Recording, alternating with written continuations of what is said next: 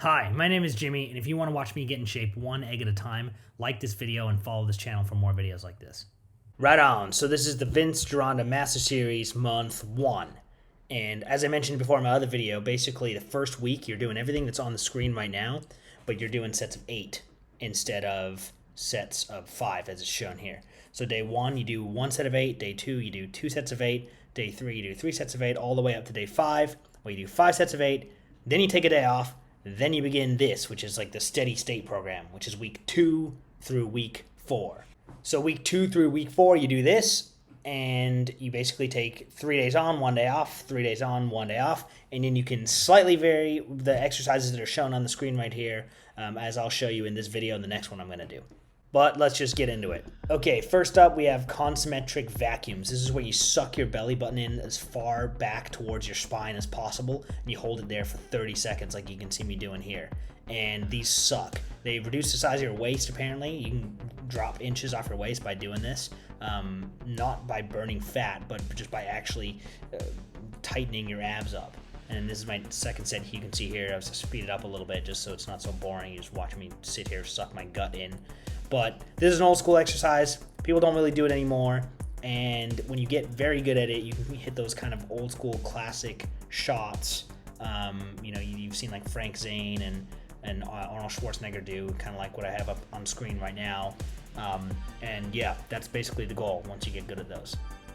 All right, next up is the double up, which is basically what Vince Gironda calls a crunch. You're slowly bringing up the top half of your body to meet the lower half of your body, as you can see me doing here, lifting my legs slightly, and you're focused on your abs, just crunching them through a very slow and controlled movement. And this thing really burns. If you haven't done ab work in a long time, like I haven't, coming from a powerlifting background, this is really tough. These next sets here, you can see I kind of sped them up a little bit. Again, just so the video is not so boring.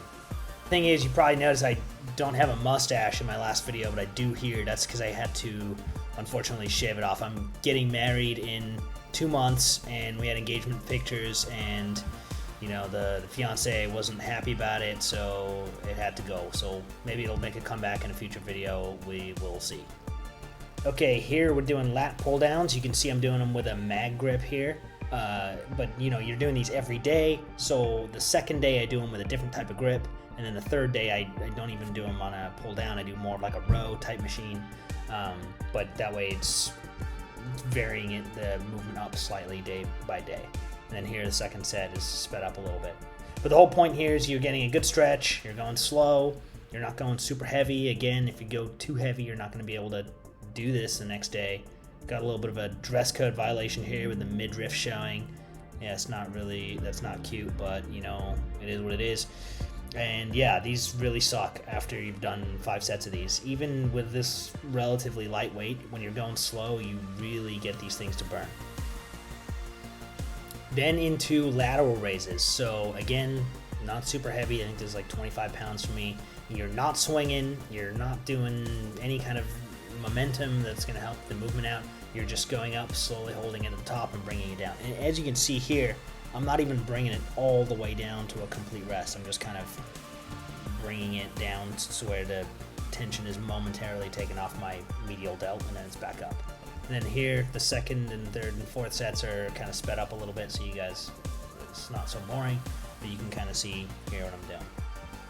And these are about a 15-second rest I'm taking between each of these sets of 5 here, so you can see my heart rate's getting up there, and these are getting a lot tougher. I'm starting to cheat a little bit more and get a little bit more momentum in there, just because it's tough to do 5 sets of these right after each other. Then we're into the bench press. Man, look at this mustache. Man, maybe I should grow it back. Anyway, this again is relatively lightweight for me, but you're doing it every day, so the next day I actually do a different variation, like an incline press, or something along those lines, or maybe even a dip. I think he actually has a fulcrum push-up in the program, which is another really great type of chest movement where you get super deep in the stretch. But yeah, 15-second rests with these. This is what, 80 pounds. This is pretty light for me. But again, with such little rest, you're getting 25 reps in rapid order here, so it really is difficult. You can see me breathing here. This is pretty. My heart rate's getting pretty high. Then we're into tricep push downs. I've kind of varied these up a little bit. This form isn't great. You can kind of see I'm kind of cheating a little bit here. But I'll do these with a cable one day, and I'll do them with this kind of, whatever the bar this is called, an easy curl or whatever it's called. And then I'll try and do them behind the neck, extending my triceps over my head one of the days too, just to kind of give it some variation. Your abs get sore. Since you're doing the vacuums and the crunches every day, by the time you're doing this, you can feel your abs tightening up to keep your core straight when you do these, and it makes your abs even more sore, even though it's a tricep exercise, just because you're trying to keep your core tight. So these are called spider curls. I think they're kind of pointless. I don't feel a better contraction in my bicep than I do with a regular preacher curl or dumbbell curl. But that's what the program calls for, so I'm trying it out. And mainly I just don't like it because it's a pain in the butt to set up a bench like this. And everyone's looking at you going, hey, when are you going to be done with that bench? Because you're doing a weird curl variation on it, and I want to get some work done. So, yeah, these were not that difficult. But again, you're doing it every day, and I do a different variation every day. So the next day I'll probably do a preach curl or a dumbbell curl or something along those lines. And I won't do a spider curl again for, I guess, 4 days after the day off. Okay, so now we're going into some forearm curls here, and these, I did them according to the program in this workout, which I think is 5 sets of 8. But I ultimately increased the reps on these because forearms are kind of like calves. They need a lot of punishment before they start to grow. As you can see, I have these like tiny little wrists and very small forearms. So this was something that I ended up increasing the reps on these to kind of like 20 plus, because I think that's what Vince Gironda recommends for calves. So after I did this for a couple workouts, I realized that my forearms kind of need more attention, so I increased it. The idea is you're just letting the weight come all the way down to the end of your fingertips and then just curling it all the way up and squeezing your forearms. There was an epic wedgie here that cannot be ignored. So there it is. And then back on my forearms, and again, just squeezing super hard at the top. Okay, so the standard program has leg extensions and then calves and a hyperextension at the end for lower body and back. But I decided to put squats in here because I like squats. And Vince Gironda says squats make your hips thick, and that's not a good thing, but I think it is a good thing. These are my hips right here, so I'm going to continue to do squats. So here we go. I'm just warming up with a bar here, and I think I did 10 reps. I always do, a couple sets of 10 with the bar before I start heavy squatting. Then there's just a plate for 5. Again, it's pretty light for me.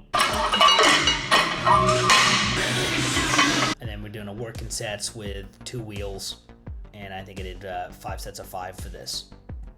I didn't speed these up because in my mind this is kind of the bread and butter of the workout here.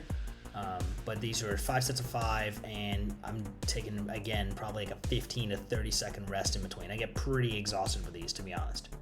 If I was to just go flat out with 225, I could probably get maybe 25 reps. I've done many sets of 20 reps with 225, but if I was to go to complete failure, I could probably get 25 to 30 reps.